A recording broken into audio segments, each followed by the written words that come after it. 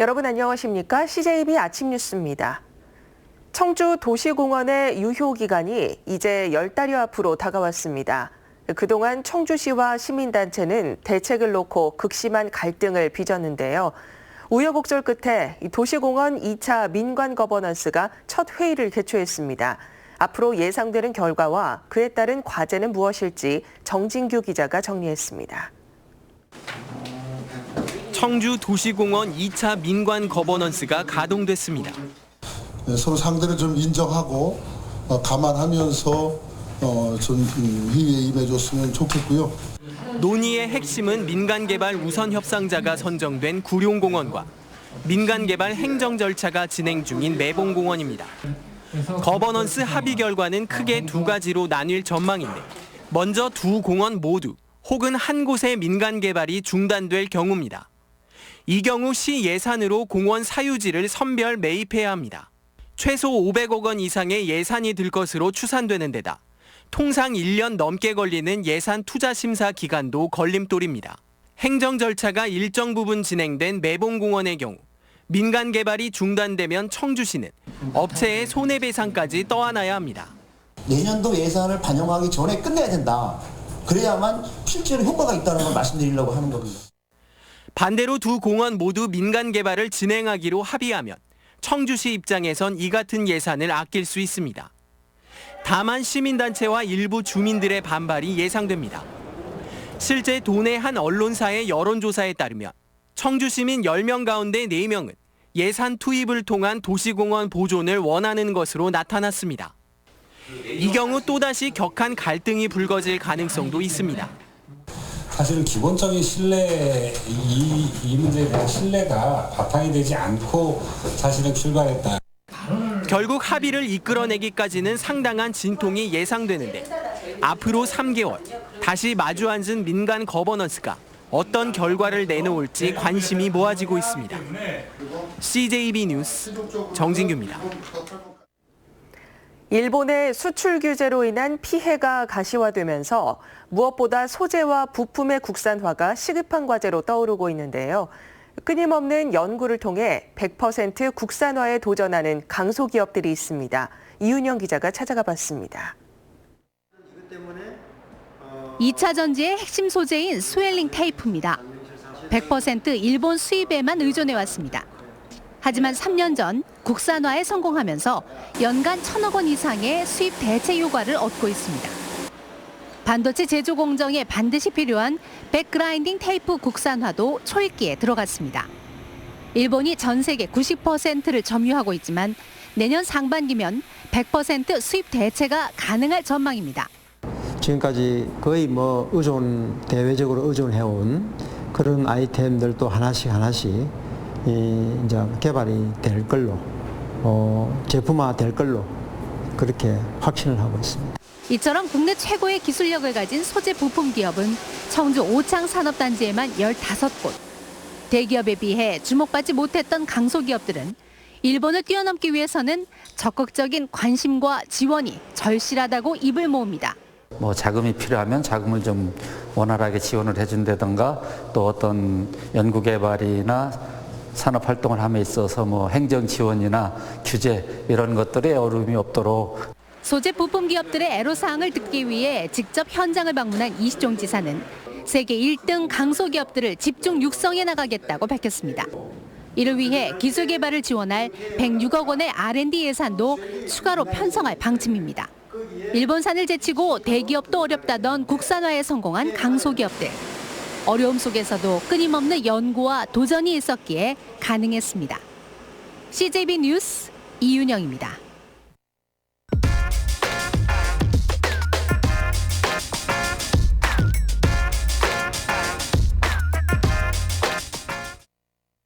충북의 아파트 매매 가격이 길게 보면 지난 2015년 연말부터 계속 떨어지고 있는데, 국지적으로 상승세를 탄 곳이 있어 눈길을 끌고 있습니다.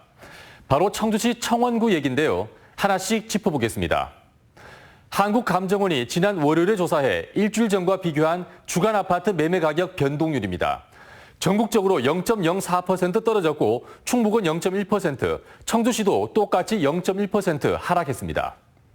그런데 청주시 4개 구별로 보면 흥덕구가 0.15%, 서원구 0.32%, 상당구 0.26%로 다 떨어졌는데 유독 청원구만 0.38%나 올랐습니다. 그래서 올 들어 청원구의 주간 단위 아파트 매매 가격 변동률을 살펴봤는데요. 3월 25일에 0.2% 올랐고 6월 24일에 0.06% 상승했습니다. 하지만 다음 주에 바로 마이너스로 주저앉아서 반짝 상승에 불과했습니다. 그런데 이번엔 뭔가 좀 다르죠. 7월 29일과 8월 5일, 8월 12일 이렇게 3주 연속 상승했습니다. 아파트 매매 지수도 2017년 12월을 지수 100으로 했을 때 충북 전체는 87.8, 청주시 전체는 88.4였는데 청원구는 91.3으로 상대적으로 선방한 걸 볼 수가 있겠습니다. 청원구 아파트 값이 반등한 건 먼저 율량 2지구가 청주의 핵심 상권으로 부상하면서 그 일대 집값을 떠받치고 있다는 분석입니다. 오창 지역도 30층이 넘는 고층 아파트가 새로 공급됐고 지식산업복합센터 등 최근 호재가 많아졌습니다. 또한 옛 연초제도창 재생사업이 본궤도에 오르고 상당로가 확장 개통되는 등 청원구로 진입하는 길목이 정비된 것도 긍정적인 요인으로 풀이됩니다. 청원구의 3주 연속 아파트 매매 가격 상승이 국지적 현상으로 끝날지 아니면 청주시 전체로 확산될지 굉장히 궁금한데요. 추이를 좀 더 지켜봐야 할 것 같습니다. 팩트 더하기였습니다. 행정기관의 시정 조치를 무시하고 불법 증축과 무단 영업을 하고 있는 마트가 있습니다. 이 마트의 주인은 건물은 당장 철거하기 힘들고 들여놓은 물건을 팔아야 손해를 안 본다는 주장인데 이러면 법이 무슨 소용인가 싶습니다. 이태형 기자입니다. 청주시 서원구의 한 마트입니다. 건축물 대장상 건물 2개 동이 40m의 공간을 두고 있어야 하지만 실제로는 100m 길이의 큰 건물 한 개로 이어져 있습니다. 건물 사이 공간을 불법으로 증축한 겁니다. 청주시가 불법 증축 부분에 대해 철거 명령을 내렸지만 업주는 이를 무시했습니다. 시정명령 기간 내에 그 부분 그쪽에서 이제 또다시 그 위반 행위를 추가로 하셔가지고 저희가 이제 고발을 한 상태거든요. 오히려 이 마트는 지난주부터 영업을 시작했습니다. 해당 업주는 파산을 막기 위해 어쩔 수 없었다고 해명했지만 관련 부처에 영업 신고조차 하지 않았습니다. 식품위생법도 위반한 겁니다. 제가 이제 답을 안 찾고 하겠다라는 건 아니거든요. 어쨌든 제가 자세히 알았고 이쪽에 되게 능한 사람 같았으면 이런 일은 없었죠. 청주시는 형사 고발과는 별개로 건축물 철거에 대한 이행강제금을 부과할 예정입니다. 하지만 벌금을 내면서까지 배짱 영업을 하는 경우가 많아 지속적인 단속과 강력한 처벌이 요구됩니다. CJB 뉴스 이태현입니다. 충북교육청 예산안이 처음으로 3조 원을 넘어섰습니다. 도교육청은 올해 예산 2조 9,575억 원보다 4.1%, 1,210억 원이 증가한 3조 785억 원의 2회 추가 경정 예산안을 편성했습니다. 도교육청은 2002년에 예산 1조 원을 돌파했고 2012년 2조 원 예산 시대를 열었습니다. 아동 친화 도시를 표방하는 증평구는 올해 아동 관련 예산을 대폭 확충했다고 밝혔습니다. 증평군의 올해 아동 관련 사업 예산은 일반 회계의 13.7%를 차지하는 305억 원 규모로 지난해보다 19%, 재작년보다는 60% 증가했습니다. 분야별로는 교육 환경 분야가 40%로 가장 많고 놀이, 여가, 가정환경, 보건사회 서비스가 뒤를 이었습니다. 네, 다음 뉴스입니다. 군용으로 개발한 드론은 이제 실종자 수색부터 우편물 배달까지 정말 열일을 해내고 있습니다. 이런 가운데 비교적 값이 저렴한 취미용 드론은 제품별로 비행과 충전 시간 등 품질과 성능에 큰 차이가 있다고 합니다. 김기수 기자의 보도입니다. 수도권의 드론 전문점입니다. 고화질 항공 촬영이 가능한 전문가용부터 장난감 수준의 입문자용까지 수십여 종의 드론을 취급하고 있습니다. 온라인에서는 초미니 드론, 방송과 영화용 특수 드론도 손쉽게 구매할 수 있습니다. 최근에는 일반인들 사이에서도 유튜브 등 영상 콘텐츠 제작 열풍이 불면서 이렇게 취미용 드론이 큰 인기를 끌고 있습니다. 하지만 일반인들이 주로 찾는 취미용 드론의 품질과 성능은 제품별로 큰 차이를 보였습니다. 최대 비행 시간을 측정해 본 결과 패럿 브랜드의 아나피 제품이 25.8분으로 가장 길었고 JJRC의 H64 제품이 5분으로 가장 짧아 5배 이상 차이가 났습니다. 충전 시간의 경우 가장 빠른 제품은 27분, 가장 느린 제품은 무려 277분으로 10배 이상 벌어졌습니다. 배터리 내구성은 대부분 양호한 것으로 나타났고 배터리 안전성은 모든 제품이 기준에 적합했습니다. 영상 품질은 실내보단 실외용 드론이 상대적으로 우수했습니다. 비행 승인이나 촬영 허가를 받을 때 그 비행 고도, 비행 지역에 관련된 내용을 기입하게 돼 있는데 그러한 부분을 이제 사용자가 확인을 하려면 GPS 기능이 있어야 됩니다. 결국 취미용 드론은 돈값을 하겠지라는 생각보다는 용도와 성능을 먼저 따져보는 알뜰 쇼핑의 지혜가 필요해 보입니다. CJB 뉴스 김기수입니다. 청주시와 청주시 문화산업진흥재단은 2019 청주국제공예 비엔날레 개막 50일을 앞두고 입장권 사전 예매를 실시합니다.